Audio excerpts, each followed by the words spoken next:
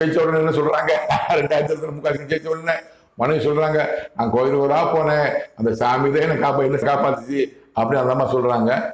பிரசாந்த் குஷாப் வந்து ஐடிங்கா இருந்தாரு, நாங்க ஐடி நல்ல திறமை செயல்பட்டு நாங்க ஜெயிக்க வச்சுன்னு சொன்னாரு. ஒரு செங்கலை காட்டி செங்கலை வச்சுதான் நான் பிரச்சாரம் பண்ண ஜெயிச்சாங்க. நாங்க தொண்டர்கள் நான் பாடுபட்டேன்னு சொல்றாங்க. இங்க யார் சொல்றது நல்ல கேளுங்க. என் தேவனாய கர்த்தர் கடவுள் என்னிடம் குறித்த கதசம் நிறைவேறியது. இதெல்லாம் ஏற்கனவே போட்டு பல எபிசோட் போட்டுருங்க நான், சரிங்களா? பாருங்க, இந்த மாதிரி பழனிசாமியை பற்றி ஏற்கனவே போட்டு 126 பார்க்கணும் போட்டிருக்கேன் நான். இப்போ முக ஸ்டாலினை பற்றியும் முக ஸ்டாலின் முதலமைச்சர் அவர் என்பது ஏற்கனவே பல எபிசோட் போட்டிருக்கேன். அதை டிஸ்கவுண்ட் கொடுக்குறேன் நான், முன்னாடி போட்டிருக்கேன் பார்க்குறேன், திரும்ப பாருங்க. நீங்க தெளிவாக சொல்றேன் நான், தமிழகத்தின் முதலமைச்சராக 2022 முக ஸ்டாலின் வர வேண்டும் என்பது எனக்கு தேவனாய கர்த்தர் கடவுளின் சித்தம்.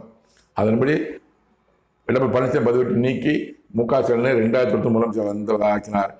இந்த 2020 தேர்தலில் யார் முதலமைச்சர் என்பதை என் தேவனாய கர்த்தர்